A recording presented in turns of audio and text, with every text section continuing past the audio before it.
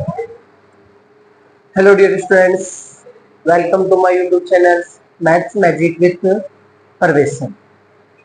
प्यारे विद्यार्थी, आज की वीडियो में हम कक्षा 10वीं के गणित का चैप्टर नंबर 3 दो चर वाले रैखिक समीकरण युग्म की प्रश्न वाली 3.2 का प्रश्न क्रमांक सेकंड को हल करेंगे और सीखेंगे कि इस प्रश्न को कैसे हल किया जाता है, इसमें कैसे m का मान किया जाता है। देखिए, सबसे पहले हम प्रश्न में क्या है। यहाँ पे हमें एक समीकरण ये दे रखी है और एक समीकरण ये दे रखी है। इन दोनों समीकरणों को हम प्रतिस्थापन विधि से हल करेंगे और उसके बाद हमें एक समीकरण और दे रखी है। यहाँ पे हमें m का मान ज्ञात करना है। अब m का मान तब ज्ञात होगा जब हमारे पास x और y का मान होगा, और वो x और y का मान कहाँ होगा, इन दोनों को हल करने पे हमें प्राप्त होगा। सॉल्विंग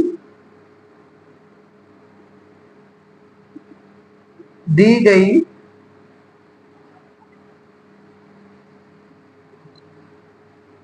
रैखिक समीकरण युग्म 2x प्लस 3y बराबर 11। Equation number first, 2x minus 4y is equal to minus 24। Equation number second. सबसे पहले तो हमने इसको नंबरिंग कर दी, इक्वेशन फर्स्ट और इक्वेशन सेकेंड। इससे हम कोई सी भी इक्वेशन ले सकते हैं, या तो फर्स्ट को ले लें या फिर सेकेंड को, किसी भी एक को लेकर किसी भी एक चर का मान हमें निकालना है। देखिए आप लोग, समीकरण x, हम यहां से x का मान निकालेंगे और उस मान को जो इक्वेशन बच रही है उसके अंदर रखेंगे, मतलब सेकेंड में।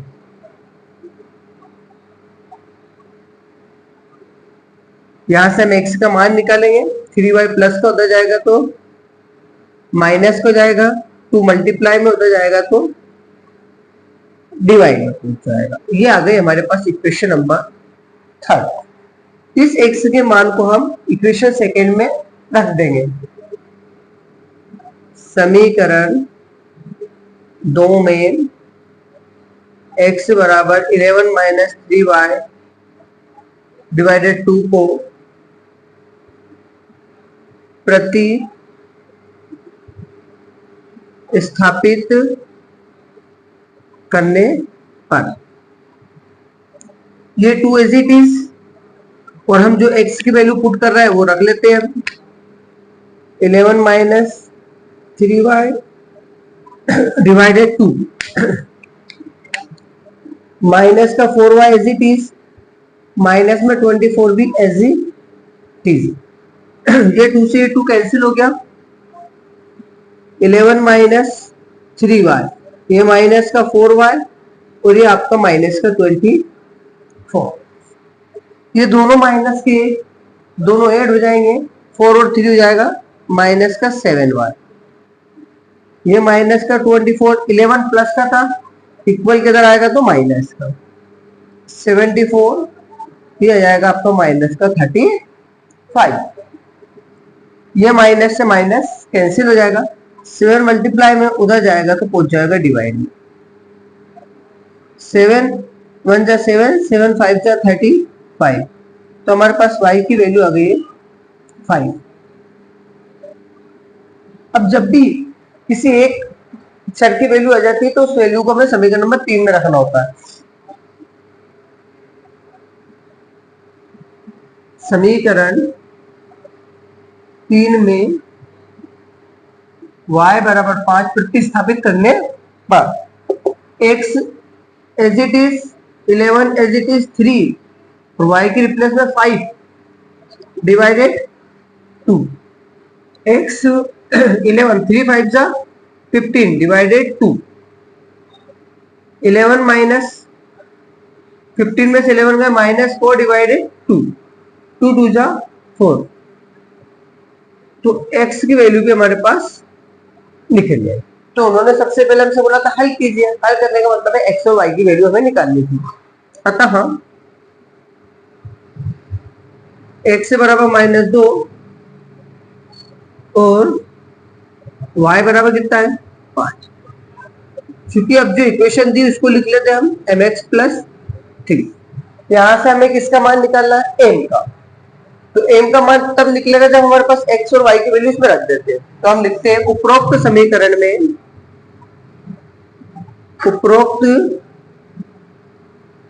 समीकरण में x बराबर -2 और y बराबर 5 रखने पर y की रिप्लेस में 5 m -2 प्लस 3। ये प्लस का इधर आएगा तो माइनस का हो जाएगा, 2 का मल्टीप्लाई m से हुआ तो माइनस का 2m, 5 में से 3 जाएंगे तो 2m। अब जो 2 है वो m के साथ मल्टीप्लाई में, तो ये आ जाएगा डिवाइड में, 2 divided 2 is equal to m। 2 से 2 कैंसिल तो आएगा m इज इक्वल टू -1।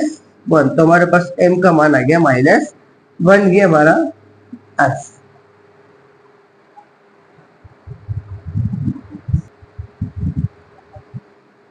अब हमारे पास प्रश्न क्रमांक तीसरे के हम कुछ आईएमपी प्रश्न जो एग्जाम में आते हैं उन प्रश्नों को हल करेंगे। ठीक है, तो सबसे पहले हमारे पास ये प्रश्न बहुत अधिक पूछा जाता है एग्जाम में। दो संख्याओं का अंतर जो डिफरेंट है वो 26 से है और एक संख्या दूसरी संख्या के 3 गुनी है। मतलब जो फर्स्ट नंबर है सेकंड नंबर का 3 टाइम्स है। उन्हें हमें क्या करना है, ज्ञात करना है। दोनों संख्याओं को हमें ज्ञात करना है। तो हम पहली संख्या और दूसरी संख्या, दो संख्या है, देखिए कैसे क्वेश्चन को सॉल्व करते हैं। सबसे पहले हम मान लेते हैं, इसमें माना पहली संख्या प्रथम संख्या बराबर x और इंपॉर्टेंट क्वेश्चन है दूसरी संख्या बराबर y। अब जैसे जैसे प्रश्न में बोलेंगे वैसे वैसे हम इसको सॉल्व करेंगे। प्रश्न अनुसार दो संख्याओं का अंतर, पहली संख्या दूसरी संख्या, इनका अंतर कितना है 26। इसको हमने equation number first they the. Again फिर हम आगे प्रश्न की बात कर रहे हैं, तो पुनः प्रश्न अनुसार एक संख्या दूसरी संख्या के 3 गुनी है। मतलब पहली संख्या दूसरी संख्या की 3 गुनी है। ये आ गई हमारे पास इक्वेशन नंबर सेकेंड। इस x की वैल्यू को हम इक्वेशन फर्स्ट में रख देंगे, तो यहां भी y था और ये भी क्या हो जाएगा पूरा y। समीकरण 1 में x बराबर 3y को प्रति स्थापित करने पर x की रिप्लेस में रख लेते हैं 3y। यहां x से इस x की रिप्लेस में रखेंगे 3y minus y is equal to 26। 3y में से 2y जाएगा तो यहां कुछ नहीं मीन्स 1 है, तो ये आएगा 2y is equal to 26। 2 multiply में है, उधर जाएगा तो डिवाइड में जाएगा, तो y is equal to 26 by 2। 2 1 जा 2, 2 3 जा 6, तो y इज इक्वल टू जाएगा हमारे पास 30।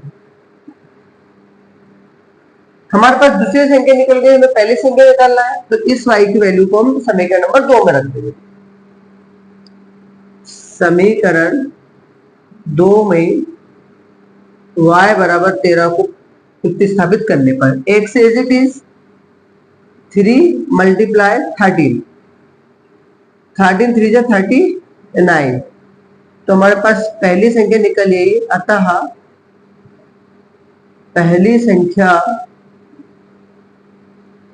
पहली संख्या बराबर 39 और जो दूसरी संख्या है वो कितनी है 13 है।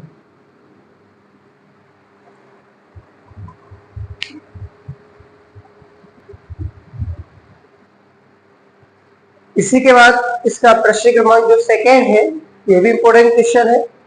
दो संपूरक कोणों में पहले तो हम समझ लेते संपूरक कोण होते क्या है। तो संपूरक कोण वे दो कोण होते हैं जिनका योग 180 डिग्री है, जिनका योग कितना होता 180। तो दो संपूरक कोणों में बड़ा कोण छोटे कोण से 18 डिग्री अधिक है, उन्हें ज्ञात करना है। तो एक तो बड़ा कोण है और एक छोटा कोण है। ये भी इंपॉर्टेंट क्वेश्चन है हमारा। सॉल्विंग माना बड़ा कोण बराबर x और छोटा कोण बराबर हो जाएगा y। चूंकि हम जानते हैं कि संपूरक कोणों का योग 180 डिग्री होता है, कि संपूरक कोणों का योग 180 डिग्री होता है। इसीलिए x प्लस वाई बराबर 180, क्योंकि दो कोण है, एक बड़ा और एक छोटा। अब हम आ जाते हैं प्रश्नानुसार। प्रश्न में जो कह रहे हैं उसके अकॉर्डिंग करेंगे। बड़ा कोण x छोटे कोण से 18 डिग्री अधिक है। अधिक है तो प्लस इक्वेशन नंबर सेकेंड। इस x की वैल्यू को हम यहां रख देंगे। मतलब समीकरण एक में x बराबर y प्लस 18 डिग्री को प्रति स्थापित करने पर, तो ये आ जाएगा हमारे पास y प्लस 18 प्लस ये y is equal to 180। 18 plus का उधर जाएगा तो माइनस का, y और y 2y,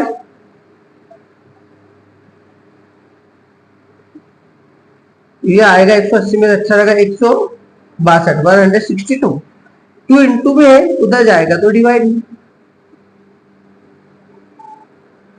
2 8 जा 16, 2 1 जा 2, तो ये आ जाएगा आपके पास 81 डिग्री।